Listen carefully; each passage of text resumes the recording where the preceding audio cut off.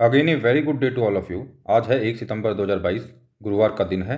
आज से एक नए महीने की शुरुआत हो रही है, तो हम भी कुछ नया ऐड करने के लिए जा रहे हैं हमारे एनालिसिस के अंदर। तो एक नया सेगमेंट हम ऐड करेंगे जो कि आपको लास्ट में देखने को मिलेगा।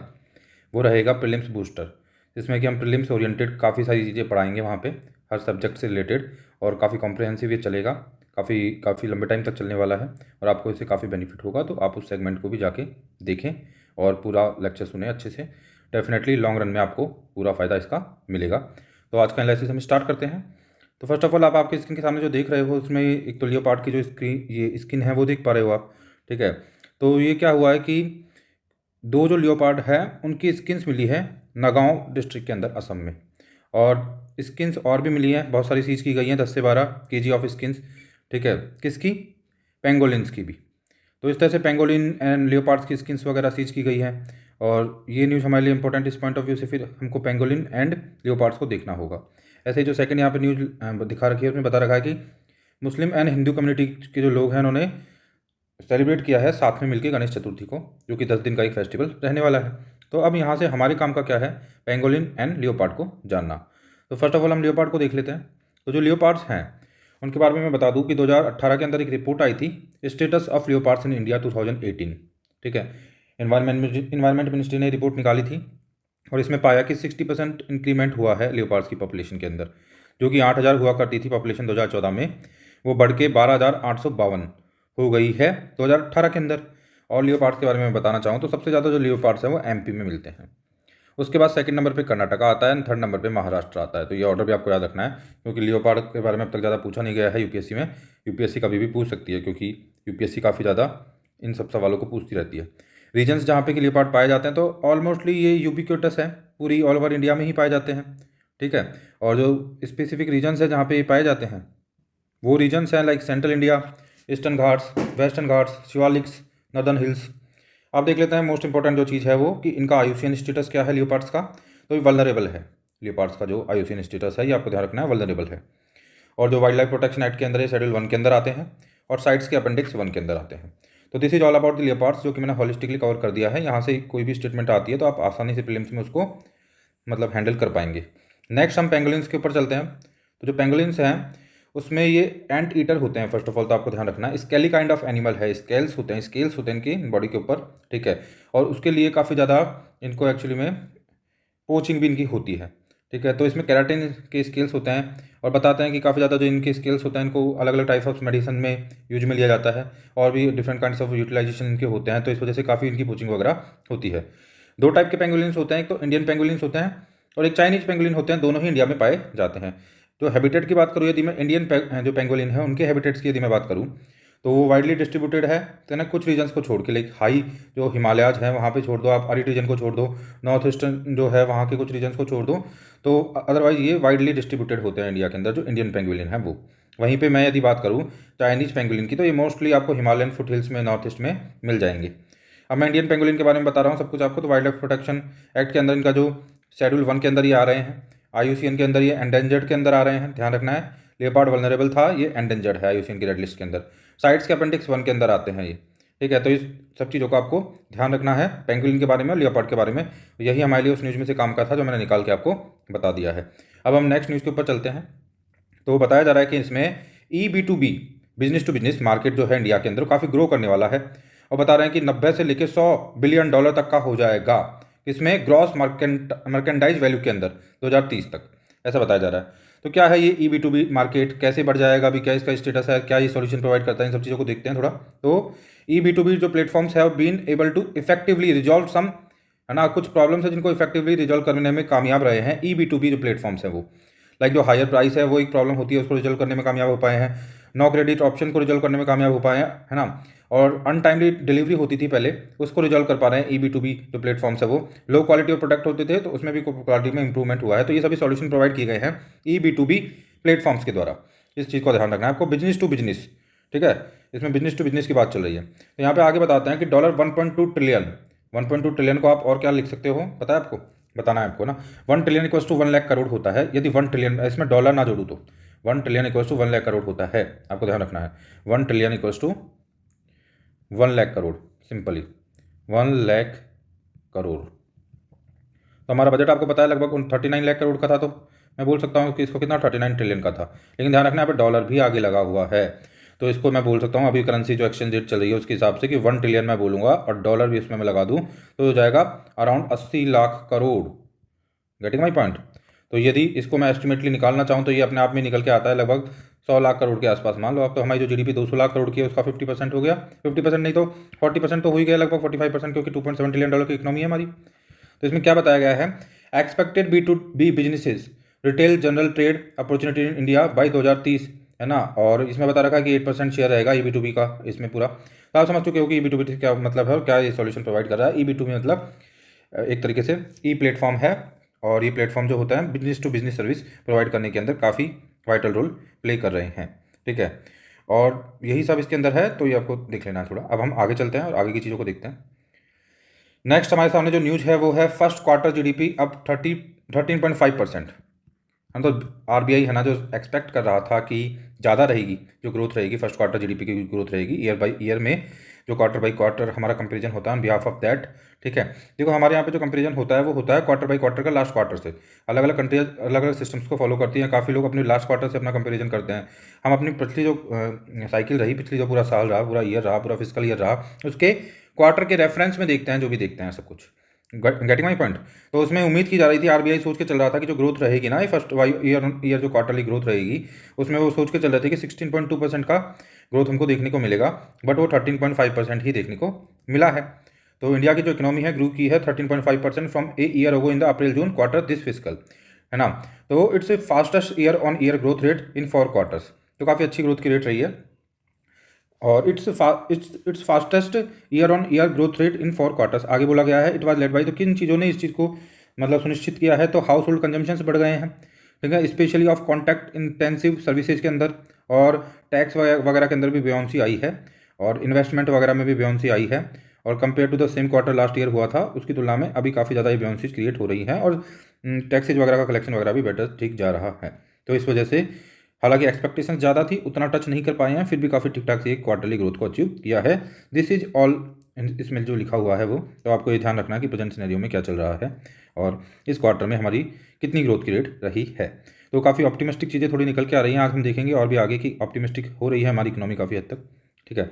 जैसे यहाँ पे भी दिखाया गया है कि physical deficit at 20.5% of base year, July sees surplus. तो यहाँ पे बताया जा रहा है कि जुलाई जो है उसने सरप्लस देखा है, फिजिकल सरप्लस, ठीक है। तो जुलाई फिजिकल सरप्लस रहा है 11,040 करोड़ रुपए का, जो कि अपने आप में काफ़ी अच्छी इंपॉर्टेंट बात है। Centre has reported a physical surplus of 11,040 crore and a revenue surplus of 4,250,9 crore. तो रेवेन्यू सरप्लस होना भी अपने आप में बहुत ही ज़्यादा, क्योंकि हम generally revenue neutral revenue deficit में जाने की हमारी पॉसिबिलिटीज़ रहती हैं, क्योंकि हमारे खर्चे काफ़ी ज़्यादा होते हैं। ऐसे में रेवेन्यू सरप्लस निकला है हमारा 4,250,9 करोड़ का, ठीक है। तो that is a good thing, और रियली ए गुड थिंग कि हमने 4,250,9 करोड़ का रेवेन्यू सरप्लस अचीव किया है। तो इसमें हम देख लेते हैं कि फर्स्ट ऑफ ऑल गवर्नमेंट बता रही है कि 11,040 करोड़ का हमने क्या लिया है, फिजिकल सरप्लस लिया है, और रेवेन्यू सरप्लस जो हमारा रहा है वो रहा है 4,250,9 करोड़ का। जब हम इकोनॉमिक्स के बेसिक कंसेप्ट को देखेंगे प्रीलिम्स बूस्टर्स के अंदर इन फ्यूचर लेक्चर्स में, तो हम इन सब चीज़ों को देखेंगे कि फिजिकल सरप्लस क्या है, रेवेन्यू सरप्लस क्या है, फिजिकल डेफिसिट से क्या मतलब होता है, रेवेन्यू डेफिसिट से क्या मतलब होता है, एंड कैपिटल डेफिसिट से क्या मतलब होता है, सभी चीज़ों को हम अच्छे से देखेंगे। तो क्या रीजन्स रहे जिस रीजन्स की वजह से ऐसा हुआ है, यदि हम उनको जानना चाहें तो देखो, thanks to buoyancy in tax collection, tax collection में बियॉन्सी रही है, काफ़ी अच्छी ग्रोथ देखने को मिली है, और रेनिंग रेवेन्यू एक्सपेंडिचर काफ़ी हद तक कंट्रोल किया गया है रेवेन्यू एक्सपेंडिचर को। और फाइनेंस कमीशन वगैरह ने भी अपनी रिकमेंडेशन में काफ़ी बोला है कि आपका रेवेन्यू एक्सपेंडिचर या रेवेन्यू डेफिसिट जीरो होना चाहिए, रेवेन्यू डेफिसिट नहीं होना चाहिए एक्चुअली में, ठीक है। और ये काफ़ी अच्छा एक पॉइंट है कि रेवेन्यू सरप्लस में हम जा रहे हैं, अभी 4,250,9 करोड़ का रेवेन्यू सरप्लस रहा है, तो काफ़ी हद तक गवर्नमेंट ऑफ इंडिया ने सबने काफ़ी टाइटनिंग कर दी है, ठीक है। और यहाँ पे लिखा हुआ है देखो, फंड रिलीज नहीं हो रहे हैं, और काफ़ी टाइटिंग हो गई है फंड की रिलीज करने के अंदर, and actual progress is spending on the previous. तो मतलब आपको अब परफॉर्मेंस बेस्ड लिंकिंग कर दी गई है, टाइटनिंग कर दी गई है, performance you have to show then you are going to get the fund, and that kind of the thing is right now. तो इस वजह से काफ़ी ज़्यादा कॉशियसली मेटिकुलसली चीज़ों को फंड्स को रिलीज किया जा रहा है, तो इस वजह से हम देखने में आ रहा है कि रेवेन्यू सरप्लस की तरफ प्रोसीड कर रहे हैं, ठीक है। तो फिजिकल डेफिसिट इन अप्रैल जुलाई, हालांकि हम फिजिकल तो डेफिसिट में ही है 20.5%, है ना। और फिजिकल डेफिसिट हमारे यहाँ पे जो होता है वो जनरली रहता ही है, आपको पता ही है, लेकिन अभी इस पर्टिकुलर मंथ के अंदर हम फिजिकल सरप्लस में चले गए हैं।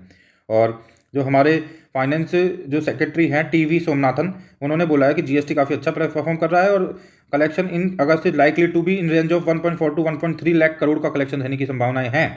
जो कि 27% मोर होगा देन अगस्त 2021 के। तो ये सभी जो फैक्टर्स हैं वो काफ़ी वाइटल रोल प्ले कर रहे हैं और काफ़ी ज़्यादा ऑप्टिमिस्टिक है। जो स्वामीनाथन है वो हमारे फ्यूचर को लेके भी, हमारी इकोनॉमी के फ्यूचर को लेके भी, और बोल रहे हैं economy is on course for a 7+% growth rate this physical.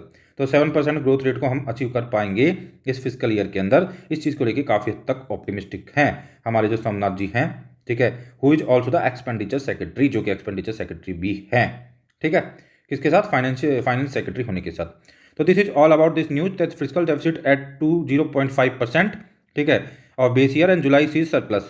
तो अब नेक्स्ट न्यूज़ के ऊपर हम चलते हैं। This is also a positive news, ये भी एक पॉजिटिव न्यूज़ है। तो आज का जो हमारा एनालिसिस ज़्यादातर है वो पॉजिटिव न्यूज़ से भरा हुआ है पूरा। लेबर मार्केट इंप्रूव कर रहा है, ठीक है, रिपोर्ट्स ऐसा बता रही हैं। अर्बन जॉबलेसनेस जो है वो डिक्लाइन की है 7.6% in April to June 2022। Urban के अंदर जो जॉबलेसनेस है वो डिक्लाइन की है और 7.6% पे आ गई है अप्रैल टू जून 2022 के अंदर। एनएसओ बता रहा है इस चीज़ को, हमारा जो नेशनल ऑफिस है वो बता रहा है इस चीज़ को, नेशनल स्टेटिस्टिकल जो ऑफिस है हमारे इस चीज़ को साफ साफ बता रहा है कि अभी इंप्रूवमेंट हो रहा है जॉब मार्केट के अंदर। और आगे बताया जाता है कि जॉबलेसनेस और अनएम्प्लॉयमेंट जो है rate is defined as the percentage of unemployed persons among the labour force. Labour force के बीच में कितने अनएम्प्लॉयड पर्सन हैं उससे डिफाइंड होता है क्या, जॉबलेसनेस और अनएम्प्लॉयमेंट जो होता है वो डिफाइन होता है। बाद में बता रखा है according to 15th PLFS periodic labor force survey under the unemployment rate for people aged 15 years and above in January March was 8.2% in urban areas, है ना। और the survey further show that, आगे क्या बता रहे हैं, survey the joblessness among the females age 15 and वो सारी बातें बताई गई है यहाँ पे ना, इसको देख लेते हैं। PLFS further showed that the joblessness among the females age 15 years and above in urban area decline to 9.5% in April June 2022, जो कि 14.3% थी एक साल पहले। इट वॉज 10.1% थी जनवरी मार्च के अंदर, जो भी 9.5% रह गई है। और अमंग यदि मेल्स की हम बात करते हैं तो अनएम्प्लॉयमेंट की जो रेट है अर्बन के अंदर डिप्लू हुई है 7.1% पे पहुंच गई है, जो कि पहले 12.2% थी और जनवरी मार्च के अंदर 7.7% थी। तो लगातार इंप्रूवमेंट हो रहा है और अनएम्प्लॉयमेंट की रेट जो हो रही है वो कम हो रही है, ये एनएसओ के द्वारा बताया जा रहा है और this is a good thing, है ना। और जो लेटेस्ट डाटा है वो क्या रिवील कर रहे हैं, based on the periodic labour force survey और the latest data based on the periodic labour force survey underlining a decline in the unemployment rate amid improved labour force participation ratio, ठीक है। लेकिन हमारे यहाँ पे जो फीमेल का labour force participation ratio अभी भी एक अपने आप में चिंता करने का विषय है, ठीक है, क्योंकि फीमेल का जो लेबर फोर्स पार्टिसिपेशन रेशो है वो काफ़ी ज़्यादा कम है, ठीक है। आपको बता सकते हो कमेंट बॉक्स में कि अर्बन में कितना है और रूरल में कितना है लेबर फोर्स में पार्टिसिपेशन फीमेल्स का, वो रेशो, वो परसेंटेज कितना है, आप बता सकते हो कमेंट बॉक्स में। तो this is also a good news. Urban joblessness decline to 7.6% in April to June 2022 NSO, okay. अब नेक्स्ट न्यूज़ के ऊपर हम चलते हैं। तो ये ऐसे ही आपके लिए ज़्यादा काम की न्यूज़ तो नहीं है, लेकिन फिर भी आपको बता देते हैं। सेंट जॉर्ज क्रॉस, तो ये क्या है सेंट जॉर्ज जो क्रॉस है वो, ये क्या है, what is the Saint George Cross. So red cross on a white background जो होता है known as the Saint George Cross and is named as the Christian various saint who is believe to have been crusader during the third crusade. तो जो third crusade हुआ था उसके दौरान जो क्रूसेडर थे और जो क्रिश्चियन वेरियस सेंट थे उनके रिगार्डिंग ये उनको डिनोट करता है। कुल मिला के हमारे लिए कोई काम का नहीं है। इसमें हमारे जो फ्लैग्स वगैरह होते हैं ना, उसका फ्लैग्स का एवोल्यूशन कैसे हुआ है, जैसे आर्मी के फ्लैग्स का नहीं, नेवी के फ्लैग्स का, ठीक है। तो इसमें बता रखा है कि आफ्टर इंडिपेंडेंस किस तरह से हमारे फ्लैग जो रहे हैं वो बदले हैं। और इसमें आगे दिखा रखा है कि नेवी का जो फ्लैग है वो रिप्लेस कर दिया गया विद ट्राई कलर एंड उसके बाद में and the George cross was retained. तो ये मतलब इतने काम की न्यूज़ नहीं है, ऐसे ही डाल दी गई है, ठीक है। आगे देखते हैं, नेक्स्ट न्यूज़ के ऊपर चलते हैं हम। हाँ, यहाँ पे एक नया कंसेप्ट तो नहीं है, ये जॉम्बी आइस के बारे में हम बात करते हैं। तो जॉम्बी आइस क्या होती है देख लेते हैं थोड़ा सा, बहुत ज़्यादा नेटिविटी में जानने की रिक्वायरमेंट नहीं है, लेकिन देख लेते हैं। Zombie ice from Greenland may raise the sea level 10 inches. तो मतलब आपको पता है कि सी लेवल राइज का प्रॉब्लम बहुत ज़्यादा चल रही है और जितने भी कोस्टल रीजन्स के अंदर जो कंट्रीज हैं वो काफ़ी ज़्यादा वनरेबल हैं सी लेवल राइज की वजह से। भविष्य में आने वाले संभावित खतरे काफ़ी ज़्यादा बताए जा रहे हैं और उसी तरह से जो छोटे आइलैंड्स हैं, आइलैंड्स कंट्रियाँ हैं, वो भी काफ़ी वनरेबल हैं, ठीक है। तो उसके रिगार्डिंग मतलब कि काफ़ी ज़्यादा कंसर्न होता रहता है। तो अभी जॉम्बी आइस का बारे में देख ले कि जॉम्बी आइस होता क्या है। इसे डूम्ड आइस भी बोलते हैं। तो आप चाहे जॉम्बी आइस बोल दो चाहे डूम्ड आइस बोल दो, है ना। That while still attach to thicker area of the ice, जो कि thicker area of the ice होती है वहाँ से अटैच होकर रहती है, is no longer getting replenished. अभी क्या हो रहा है कि रिप्लेनिश नहीं हो पा रही है इन दिनों में by parent glaciers now receiving less snow, ठीक है। तो विदाउट रिप्लेनिशमेंट होता क्या है, the doomed ice is melting from the climate change, और चेंज से काफ़ी ज़्यादा मेल्ट कर रही है, इनविटेबली रेज सीज। तो इससे क्या होगा कि इनविटेबल हो जाएगा सी राइज होना, है ना। और इसका इंपैक्ट क्या हो सकता है, unavoidable 10 inches is more than twice as much sea level rise that scientist had previously expected from the melting of the Greenland ice sheet. तो ये आपको ध्यान रखना है कि ये वाला एक जॉम्बी आइस का कंसेप्ट भी है ना। अभी इतना ज़्यादा निटिकिटी में जाके हमको देखने की जरूरत नहीं है। अब देख लेते हैं हम नेक्स्ट जो न्यूज़ हमारे यहाँ पे वो है, हमारे सामने वो है स्नेक बाइट के रिगार्डिंग, स्नेक बाइट रिपोर्ट। तो half of all global deaths due to the venomous जो है स्नेक्स अकर्स इन इंडिया। तो मतलब जहरीले जो सांप होते हैं उनकी वजह से होने वाली जो डेथ्स होती है उसमें से आधी से ज़्यादा जो डेथ्स होती हैं लगभग, ठीक है, हाफ ऑफ द डेथ्स जो होती हैं वो इंडिया के अंदर होती हैं। तो ये जहरीले सांप की वजह से जो डेथ होती है वो आधी से ज़्यादा पूरे ऑल ओवर वर्ल्ड में जितनी डेथ्स होती हैं उसमें आधी के आसपास डेथ्स जो होती हैं वो इंडिया के अंदर होती है। Snake bites are classified as the neglected tropical disease. तो नेग्लेक्टेड ट्रॉपिकल डिजीज़ के तौर पर जाना जाता है स्नेक बाइट्स को, ठीक है। अब देख लेते हैं कि स्नैक्स जो हैं इंडिया के अंदर स्नैक्स का क्या स्टेटस है। तो ओवर 300 स्पीसीज एंड 60 विनोमस है ना। तो 60 इसमें से क्या है, विनोमस है, मतलब जहरीली है, और विनम पाया जाता है उनके अंदर, एक तरह से बोल सकते हैं। और India has seen estimated 1.2 million 12 lakh snake bites deaths from 2000 से 2019 तक। ओके, तो यदि एवरेज निकाला जाता है तो 58,000 की पर ईयर की एवरेज निकल के आती है, जो कि काफ़ी ज़्यादा हाई है। और ICMR जो है national task force for research on snake bite in India, क्या बोल रहा है ICMR? हाँ, ICMR क्या है, नेशनल टास्क फोर्स है research on snake bite in India के लिए। तो ये ध्यान रखना है स्नेक बाइट के रिगार्डिंग आपको, कि स्नेक बाइट जो है काफ़ी ज़्यादा प्रॉब्लम क्रिएट कर रही है इंडिया के अंदर, ठीक है, और काफ़ी ज़्यादा डेथ्स वगैरह इसकी वजह से हो जाती है इंडिया के अंदर। अब आगे हम नेक्स्ट न्यूज़ के ऊपर चलते हैं और देखते हैं लीना और लालीना को। तो आप देख पा रहे हो कि जिस तरह से देखो, ये तो यूनाइटेड स्टेट्स ऑफ अमेरिका हो गया, और ये नीचे वाला पूरा ये हिस्सा हो गया साउथ अमेरिका वगैरह दिखा दिया गया है। इस तरफ से ऑस्ट्रेलिया चाइना वगैरह को दिखा दिया गया है, यहाँ से ये दिखा दिया गया है। तो इस तरह से यहाँ पे बता रखा है कि लालीना और अलीनो की इवेंट्स हो रही हैं। अभी लालीना काफ़ी प्रभावी है, कल भी हमने इसके रिगार्डिंग बात की थी। तो इन एक अनकॉमन जो फिनोमेना होता है, थोड़ा सा in uncommon phenomena La Nina conditions prevailing over the equatorial Pacific Ocean since September 2020, और तीसरा साल के अंदर एंट्री कर गई है वाली जो कंडीशंस हैं लालीना वाली। तो लालीना में होता क्या है, when the sea surface temperature जो होता है along the central and equatorial Pacific ocean जो होता है are colder than normal. Colder than normal, ध्यान रखना है आपको इस चीज़ को। लालीना के अंदर सी सरफेस टेम्परेचर जो होता है along central and equatorial Pacific ocean are colder than normal, which favours the Indian summer monsoon, जो कि इंडियन समर मानसून को क्या करता है, फेवर करता है। However La Nina years are also infamous for frequent and intense hurricanes and cyclones in Atlantic Ocean and Bay of Bengal. Opposite to La Nina क्या होता है, लिनो होता है डेट वार्मर कर देता है और प्रिवेल ओवर दीज रीजन्स, और वार्मर कर देता है वाटर को and prevail over these region. Sea surface temperature को ज़्यादा मतलब गर्म होने पे होता है लिनो जो होता है वो, और जब वार्मिंग होती है ज़्यादा। तो La Nina is when the sea surface temperature is central and equatorial Pacific Ocean के अंदर कोल्डर होता है देन नॉर्मल, और इसमें वार्मर होता है देन नॉर्मल, है ना। तो इस चीज़ को ध्यान रखना है आपको, दोनों चीज़ों को। अब हम एक सीड है उसके बारे में देखते हैं, फिर देखेंगे इसको अच्छे से। तो इसमें सीड के लिए कि ये एक तरीके की स्कीम मान लो आप किसके लिए है, who are denotified nomadic semi nomadic tribes. तो इसको देखते हैं हम, इसमें क्या है। तो denotified nomadic and semi nomadic tribes क्या होते हैं, they are communities that are notified as being born criminals, मतलब जन्मजात जो क्रिमिनल, ऐसा इस तरह से नोटिफाइड किया जाता है था इनको। They are community that were notified as born criminals during the British regime under a series of the laws starting with the criminal tribe act of 1871। तो यहाँ पे एक एक्ट बनाया गया था क्रिमिनल ट्राइब्स एक्ट ऑफ 1871, तो इनको notify किया जाता था बॉर्न क्रिमिनल ट्राइब्स, एंड इसके नाम से बॉर्न क्रिमिनल ट्राइब्स के नाम से इनको जाना जाता था, एक तरीके से ये कम्युनिटीज के नाम से जानते थे, ये बॉर्न क्रिमिनल्स बोलते थे इनको। और इसके लिए एक्ट था criminal tribes act 1871, criminal tribes act of 1871। This law was repealed and these communities became D notified, ठीक है। अब देख लेते हैं देयर नंबर। तो इसमें द रैन की commission 2006 estimated their population around 10.74 crore, जो कि काफ़ी ज़्यादा है, अराउंड 11 करोड़ के आसपास। Based on the census 2001 1262 communities have been identified at the denotified nomadic and semi nomadic. Okay, अब आगे देखते हैं इसको हम। अबाउट सीड देखते हैं, it is being implemented through an online portal from 2021 से 2026 and would issue a unique ID to each applicant, but delay in the categorization of 1262 tribes is delaying the implementation of the scheme। तो ध्यान रखना इनके regarding ये scheme है, इसको अच्छे से आपको देख लेना है। मिनिस्ट्री कौन सी है, मिनिस्ट्री तो सोशल जस्टिस एंड एम्पावरमेंट है, आपको इसको भी ध्यान रखना है। मिनिस्ट्री है सोशल जस्टिस एंड एम्पावरमेंट, तो ये स्कीम इनके लिए रहेगी। Is implementing this umbrella scheme for empowerment education, मतलब इसमें क्या होगा कि इनको फ्री कोचिंग वगैरह, हेल्थ वगैरह, इंश्योरेंस वगैरह, हाउसिंग वगैरह, ये सब चीज़ें प्रोवाइड की जाएंगी। यही है इस सीड स्कीम के बारे में आपको ध्यान रखना है। तो इसमें बोल सकते हैं कि ये scheme for economic empowerment of D and teach है, इसे सीड बोल देते हैं, है ना, डी एंड टीच के लिए, डी नोटिफाइड जो ट्राइब्स होती हैं उनके लिए। तो इसको बोल सकते हैं scheme for economic empowerment of D and teach. D and teach मतलब डी नोटिफाइड ट्राइब जो होती हैं आपकी, उसके लिए हम बोल सकते हैं। तो ये स्कीम है, ये ध्यान रखना है आपको। सीड स्कीम काफ़ी फेमस है, इसमें काफ़ी कुछ चीज़ें प्रोवाइड की जा रही है, एजुकेशन दी जा रही है, फ्री कोचिंग दी जा रही है, हेल्थ इंश्योरेंस वगैरह, हाउसिंग वगैरह सब कुछ प्रोवाइड करने की कोशिश की जा रही यहाँ पे है। तो this is all about this seed scheme.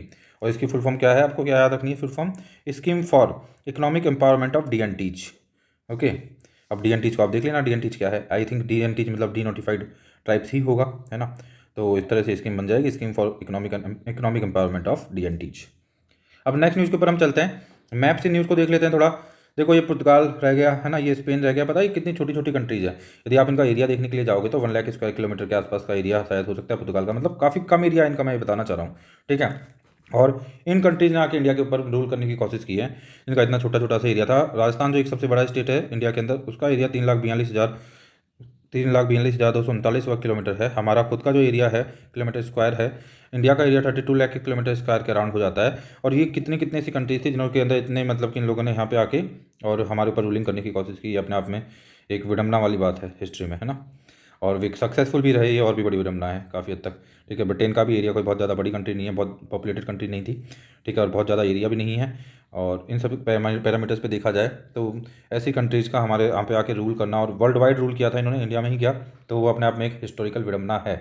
यदि इस तरीके से पैरामीटर्स पे कंपेयर किया जाए, जिसमें कि कितनी पॉपुलेशन थी और कितना एरिया था उस पैरामीटर पे देखा जाए, तो हालांकि इकोनॉमिकली वो पावरफुल थे, क्योंकि नो डाउट वहाँ पे रेनेसा वगैरह और एनलाइटनमेंट और एज ऑफ रीजन वगैरह चल रहा था, और काफ़ी हद तक इंडस्ट्रियल रिवोल्यूशन की स्टार्टिंग वहीं से हुई थी, तो इस वजह से वो अपर हैंड पे चले गए थे, ठीक है, इसमें कोई डाउट नहीं है। बट ऑन बिहाफ ऑफ, यदि हम कंपेयर करें किस ग्राउंड के ऊपर, एरिया के ऊपर, लोगों के ऊपर, ह्यूमंस के ऊपर, नंबर ऑफ ह्यूमंस वगैरह के ऊपर, तो काफ़ी ज़्यादा हिस्टोरिकल विडम्बना लगती है ना। लेकिन बिकॉज वहाँ पे इंडस्ट्रियल रिवोल्यूशन आ चुका था, तो वो एक तरह से आगे जा चुके थे। तो ये होता है महत्व इकोनॉमी का। Are you getting? इकोनॉमिक्स कितनी इंपॉर्टेंट है, इकोनॉमी कितनी इंपॉर्टेंट है, ये होता है महत्व इकोनॉमी का, ठीक है। कि वहाँ पे ह्यूमन रिसोर्सेज कम होने के बावजूद, एरिया कम होने के बावजूद वो गट्स दिखा पाए यहाँ पे आके रूल करने का, ये अंतर लेके आती है इकोनॉमी जो होती है, ठीक है। तो इंडस्ट्रियल रिवोल्यूशन ने वहाँ पे काफ़ी वाइटल रोल प्ले किया और उनकी गट्स को बढ़ा दिया, हम बोल सकते हैं एक तरीके से, ठीक है। और रिसोर्सेज वगैरह भी उनके पास थे, इसमें भी कोई डाउट नहीं है, अभी भी हैं, इसमें भी कोई डाउट नहीं है। नेचुरल रिसोर्सेज वगैरह की बात की जाए तो थोड़े रिसोर्सेज मिलते ही हैं, ओके। और किसी भी कंट्री की जो ग्रोथ होती है वो इन्हीं चीज़ों पे डिपेंड करती है कि या तो वहाँ पे नेचुरल रिसोर्सेज बहुत ज़्यादा होंगे, वहाँ का ह्यूमन रिसोर्स बहुत ज़्यादा अच्छा होगा, ठीक है। तो यही रीज़न होगा कि कोई कंट्री आगे जाएगी या नहीं जाएगी। ये पैरामीटर्स बहुत मैटर करते हैं। लाइक अमेरिका के पास बहुत सारा तेल है, प्राकृतिक गैस है, और भी बहुत सारी चीज़ें हैं, ठीक है। एरिया वाइज भी काफ़ी ज़्यादा बड़ा है जो अमेरिका है, तो रिसोर्सेज कैसे भी डिस्पर्ज भी माने तो भी अवेलेबिलिटी होने की संभावनाएं बन जाती हैं।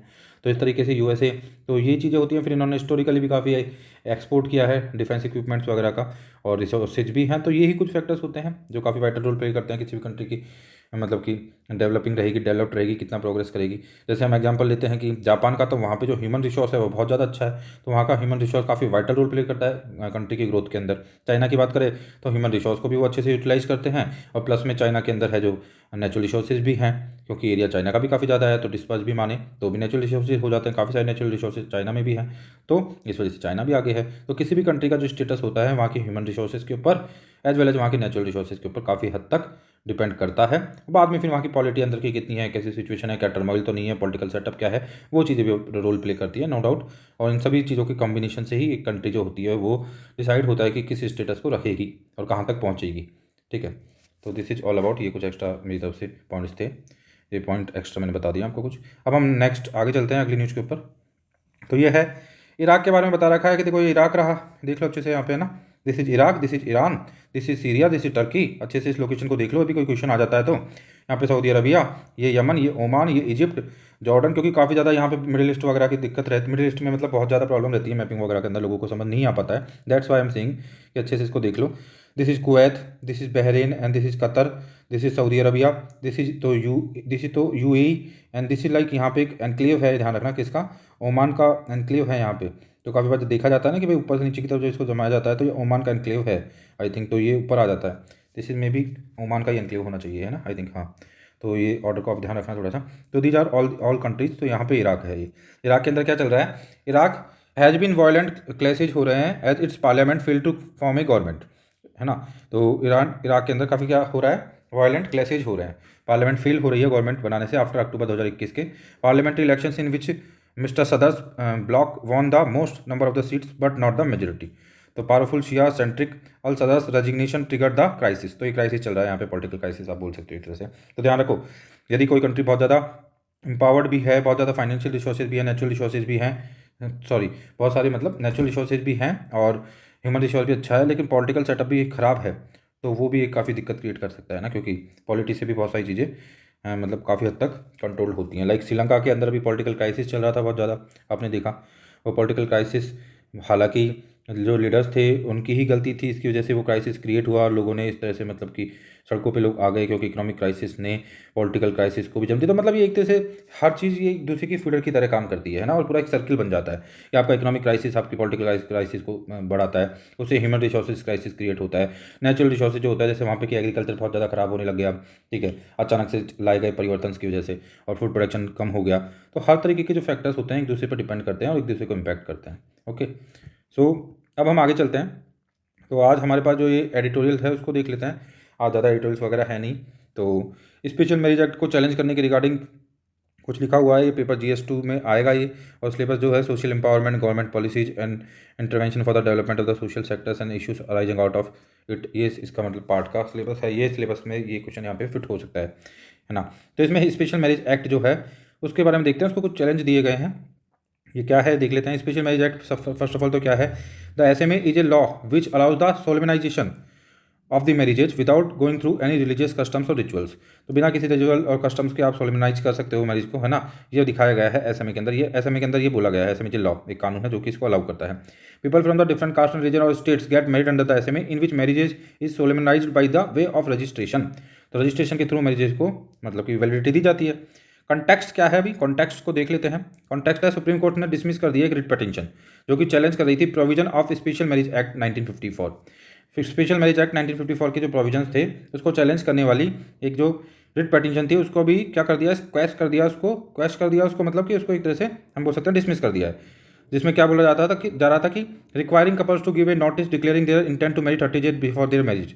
तो मतलब कि जिसमें 30 दिन पहले जो इंटेंट मतलब नोटिस देना होता है उसको, उसके रिगार्डिंग एक थी कुल मिला के सुप्रीम कोर्ट के अंदर पिटीशन, जिसको कि डिसमिस कर दिया है। What does the petition seek, petition क्या बोल रही थी, पिटीशन देखो क्या क्या पॉइंट रेज कर रही थी। आर्टिकल 21 को बता रही थी कि दिस प्रोविजन इन एक्ट कि मतलब 30 दिन पहले आपको नोटिफाई करना पड़ेगा, वॉयलेट कर रहा है the right to privacy of the parties.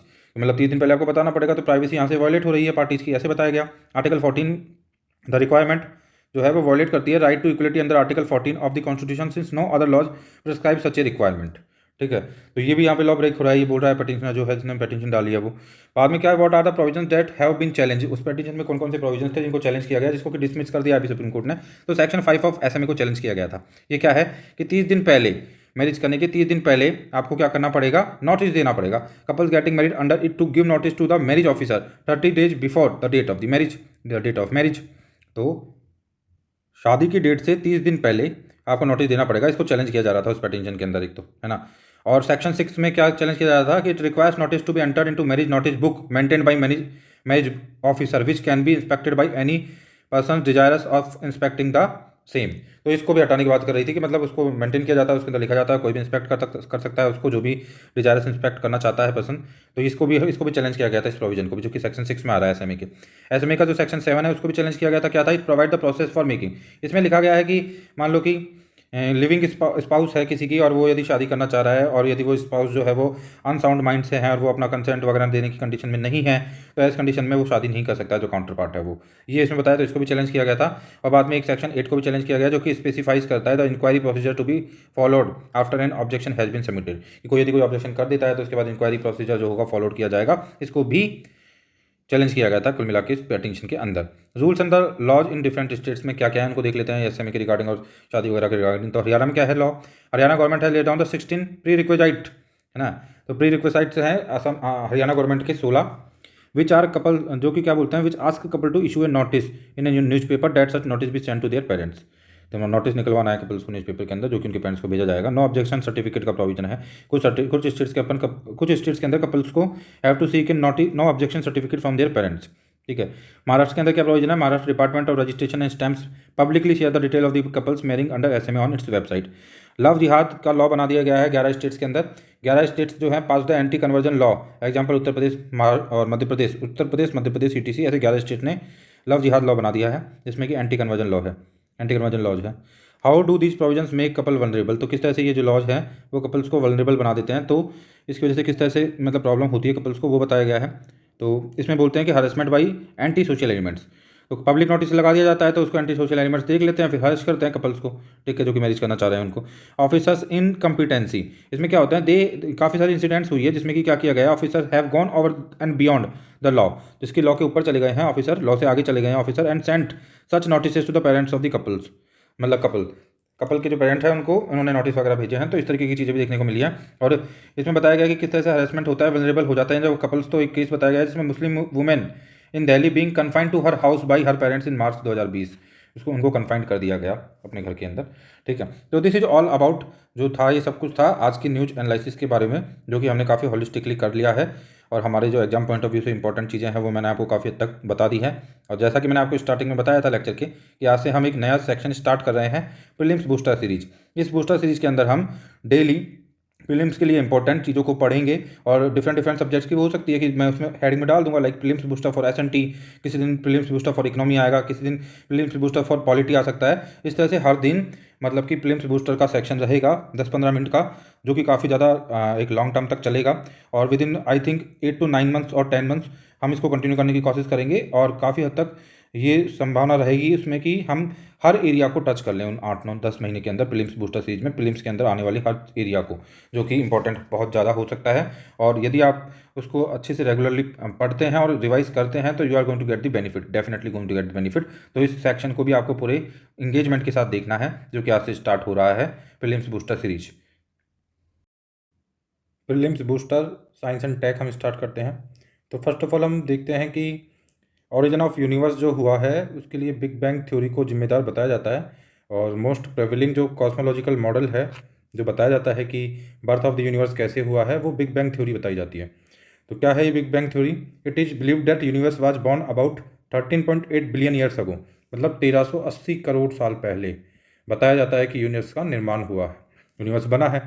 एक इवेंट हुई थी बिग बैंग, उसके थ्रू ये बना है, और ये मोस्ट प्रिवेलिंग कॉस्मोलॉजिकल मॉडल है, ऐसा माना जाता है ना। बिग बैंग थ्योरी है क्या?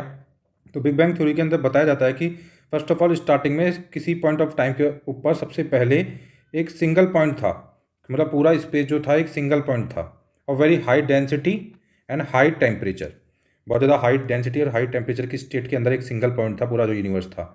फ्रॉम विच, जहाँ से कि the universe has been expanding in all direction, जहाँ से कि यूनिवर्स सभी डायरेक्शंस में फैल रहा है since after the initial expansion. और द यूनिवर्स फिर कूल्ड हुआ है ना sufficiently to allow formation of sub atomic particles, तो सब एटॉमिक पार्टिकल्स बने, और फिर कुछ simple forms of the atoms बनते हैं फाइनली जाके। और जो majority of the atoms produce किए गए थे बिग बैंग के द्वारा वो थे हाइड्रोजन एंड हीलियम, ये ध्यान रखना काफ़ी ज़्यादा इंपॉर्टेंट है। हाइड्रोजन एंड हीलियम ये सबसे ज़्यादा एटम्स थे जो प्रोड्यूस किए गए थे किसके द्वारा? किसके द्वारा? बिग बैंग के द्वारा। बहुत ही ज़्यादा इंपॉर्टेंट है लाइन। और कुछ जो ट्रेसेज हैं वो लिथियम है ना और बेरिलियम वगैरह के भी के जियांट क्लाउड्स होने के भी पाए जाते हैं, है ना। और ये प्री मॉर्डियल जो एलिमेंट्स थे हाइड्रोजन एंड ये सभी helium and all kind of ये जो सारे एलिमेंट्स थे बाद में सभी मिलते हैं और ग्रेविटी के साथ इनका कॉम्बिनेशन होता है, और स्टार्स एंड गैलेक्सीज जो होती हैं वो बनती हैं फाइनली। स्टार्स और गैलेक्सीज का फॉर्मेशन फाइनली क्या होता है इस थ्योरी के थ्रू, ओके, गैलेक्सीज। ओके, तो ये था बिग बैंग थ्योरी। तो आपको ध्यान रखना 1380 करोड़ साल पहले किसका निर्माण हुआ है? यूनिवर्स का निर्माण हुआ है, हम ऐसा बोल सकते हैं। वहीं पे अराउंड बताते हैं कि 400 से 450 करोड़ साल पहले, 400 से 450 करोड़ साल पहले अर्थ बनी है हमारी।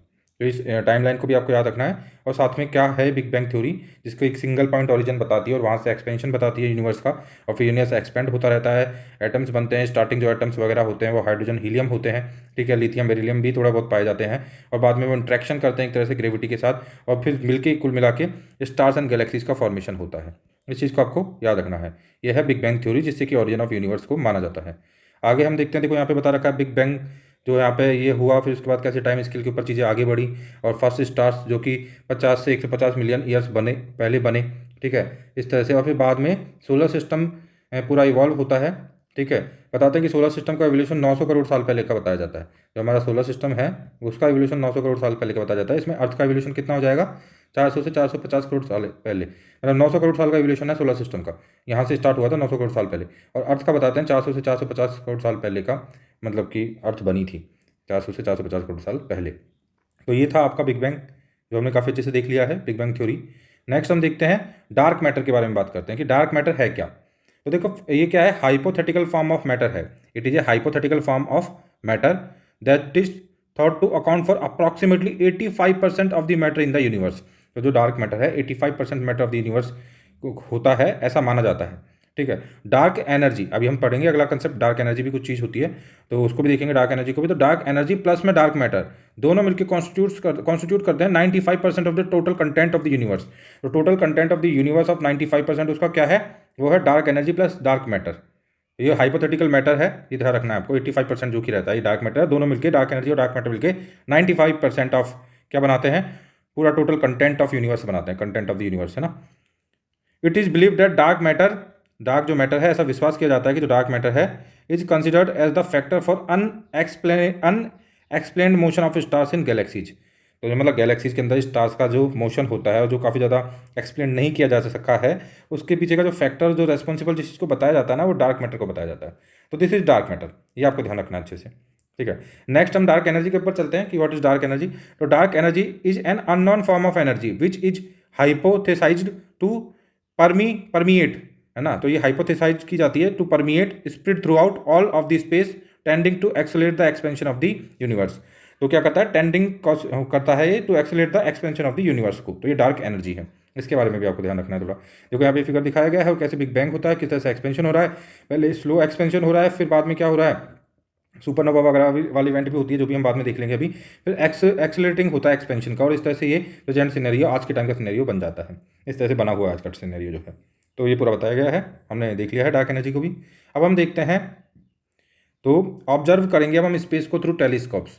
जो टेलीस्कोप्स होते हैं उसके थ्रू ऑब्जर्व करने की बात करते हैं हम स्पेस को। तो फर्स्ट ऑफ ऑल स्पेस क्या है, इसको देख लेते हैं।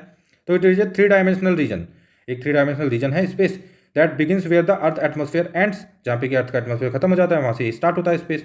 कहाँ पे खत्म होता है अर्थ का एटमॉस्फेयर, आप बता सकते हो। Different kind of the layer होती है, उसके बारे में भी कमेंट बॉक्स में आप बता सकते हो कि कितनी कितनी हाइट तक कौन कौन सी लेयर होती है, और कौन कौन सी लेयर किस किस चीज़ के लिए रेस्पॉन्सिबल है, और कौन कौन सी लेयर के अंदर कौन कौन सी एक्टिविटीज़ होती हैं, और हमारा जो हम जो प्लेन हमारे होते हैं कमर्शियल प्लेन्स वगैरह, वो किस लेवल तक किस लेयर के अंदर उड़ते हैं। ये सभी लाइनें आप, ये सभी इन्फॉर्मेशन आप डाल सकते हो कमेंट बॉक्स के अंदर, बता सकते हो। एक telescope is an optical tool, ये एक ऑप्टिकल टूल है that observe the distinct objects using lenses, curved mirrors और कॉम्बिनेशन ऑफ टू। तो इस तरीके की चीज़ होती है टेलीस्कोप जो होती है। अब मेजर मेजर जो टेलीस्कोप रहे हैं, और काफ़ी फेमस जो टेलीस्कोप रहे हैं, और जिन्होंने कि काफ़ी कुछ डिस्कवर किया है उन टेलीस्कोप्स को हम जान लेते हैं, उनकी बात ही कर लेते हैं। तो पहले हबल टेलीस्कोप है, काफ़ी फेमस टेलीस्कोप है। Since its launch the observatory has produce the important discoveries in the area of astronomy, है ना। और जो इसमें क्या हुआ है, जो first big optical telescope to be mounted in scope, तो ये हबल जो है पहला बिग ऑप्टिकल टेलीस्कोप है जो कि माउंट किया गया था स्पेस के अंदर। ठीक है। It takes photographs of deep space and a scientist which, मतलब डीप स्पेस की ये फोटोग्राफ्स लेता है, और understand the cosmos by seeing further stars and galaxies and planets वगैरह को ये देखता है। तो ये हबल टेलीस्कोप स्टार्टिंग टेलीस्कोप था। आपको बताना है कि किसका था, नासा का था, किसी और का था, कब या किसी का कंबाइंड था ये, और ये कब लगा, मतलब कि एस्टेब्लिश किया था गया था स्पेस के अंदर। इसको रिप्लेस करने के लिए कौन सा टेलीस्कोप है जो भी न्यूज़ में चल रहा है काफ़ी ज़्यादा, सब चीज़ें आप बता सकते हो। कब ये गया था स्पेस में, ये भी आप बता सकते हो। 1980 में गया था, 1990 में गया था, ठीक है, 2000 में गया था, कब गया था ना, तो इसको भी बता सकते हो। 1990 में गया, 1980 में गया। This is all about Hubble telescope. अब हमारे सामने एक जेम्स वेब टेलीस्कोप। तो जेम्स वेब टेलीस्कोप काफ़ी फेमस चल रहा है अभी इन दिनों में, ठीक है। NASA's primary infrared observatory James Webb telescope अभी है, और ये किसका, नासा का, यूरोपियन स्पेस एजेंसी का, और कनेडियन स्पेस एजेंसी आज working together on this project, ये ध्यान रखना है। और क्या क्या ये ऑब्जर्व करेगा, जो जेम्स वेब टेलीस्कोप है आपका, वो ऑब्जर्व करेगा, look for the first galaxies और bright objects that appeared after the big bang. तो बिग बैंग के बाद में जो फर्स्ट गैलेक्सीज का फॉर्मेशन हुआ था, ब्राइट ऑब्जेक्ट्स का फॉर्मेशन हुआ था, उनको जानने की कोशिश करेगा। ये डिटरमाइन करेगा इवोल्यूशन ऑफ गैलेक्सीज को, कि कैसे इवोल्यूशन ऑफ गैलेक्सीज हुई है, ठीक है। डिफरेंट काइंड ऑफ द जो वेव्स वहाँ से आती हैं उनको एनालिसिस करके, and different kind of the, काफ़ी बड़ा एक ह्यूज स्ट्रक्चर है इसका, काफ़ी मतलब कि सेंसिटिविटी काफ़ी हाई है, मतलब कि कैप्चरिंग पावर इसकी काफ़ी ज़्यादा है। उन सभी चीज़ों के थ्रू ये इन सब चीज़ों को इवोल्यूशन वगैरह, और बहुत फर्दर बहुत दूर से चली आ रही लाइट को देख के उसको एनालिसिस करके इन सब चीज़ों के बारे में बताएगा। ऑब्जर्व करेगा the evolution of stars from their earliest beginnings through the development of planetary system, है ना। मतलब मेरा पूरा प्लेनेटरी सिस्टम का कैसे बिल्डअप हुआ, किस तरह से स्टार्टिंग में स्टार्स बने वगैरह, सब चीज़ों को देखेगा। उसके बाद physical and chemical features of planetary system को देखेगा, including our solar, and look into the possibility of life elsewhere, और कहीं और भी लाइफ की पॉसिबिलिटीज बन सकती हैं क्या, इस चीज़ को भी जेम्स वेब टेलीस्कोप देखेगा, ध्यान रखना। और काफ़ी इंपॉर्टेंट एक टेलीस्कोप है जो कि हबल को रिप्लेस कर रहा है, एक तरह से हम बोल सकते हैं, और काफ़ी ज़्यादा न्यूज़ में भी है इन दिनों में, तो आपको इसको अच्छे से याद रखना है। ठीक है। अब लास्ट है इवेंट होराइजन टेलीस्कोप, है एक प्रोजेक्ट जो है वो क्या है। Event horizon telescope is a group of 8 radio telescopes, 8 radio telescopes का एक ग्रुप है ये, use to detect the radio waves from space, जिसको कि यूज में लिया जाएगा रेडियो वेव्स को डिटेक्ट करने के लिए स्पेस से। In 2019 scientist from the EST project release the first ever optical image और shadow image of a black hole. तो पहली बार ब्लैक होल की ऑप्टिकल जो first ever optical image capture की गई है, ठीक है, साइंटिस्ट के द्वारा EST प्रोजेक्ट में जो काम कर रहे हैं उन्होंने। और जो कि कहाँ पे पाया गया है वो ब्लैक होल गैलेक्सी मैसियर 87 के अंदर पाया गया है, located in the centre of the galaxy Messier 87। तो इस गैलेक्सी के अंदर ये पाया गया है और इसको पहली बार इसकी बोल सकते हैं हम शेडो इमेज या first ever optical image achieve की गई है, या EST प्रोजेक्ट के लोगों के द्वारा, है ना, और रिलीज भी की गई है इसको। तो बाद में फिर क्या हुआ है, एक Sagittarius A is the second black whole, इसका भी आ जाके सैगिटेरियस ए क्या है, तो ये ब्लैक होल है, ध्यान रखना है, आ सकता है एग्जाम के अंदर ना। और गैलेक्सी है मैसियर 87 जो है, centre of the galaxy Messier 87 में मिला है पहला ब्लैक होल, तो उसकी फोटो मतलब उन्होंने रिलीज किया है। दूसरी है Sagittarius A is the second black hole to get photographed, ये सेकंड ब्लैक होल है जिसकी की फोटोग्राफी ली गई है। तो इसी तरीके के इंटरेस्टिंग लेक्चर्स के साथ हम आगे भी मिलते रहेंगे। प्रीलिम्स बूस्टर सीरीज लगातार कंटिन्यू रहेगी। तो यदि आपने अभी तक चैनल को सब्सक्राइब नहीं किया है तो आप सब्सक्राइब कर दें चैनल को, और बेल जो आइकन है उसको प्रेस कर दें आप, और इसी तरीके के वीडियोज़ के लिए लगातार कनेक्टेड रहें। धन्यवाद।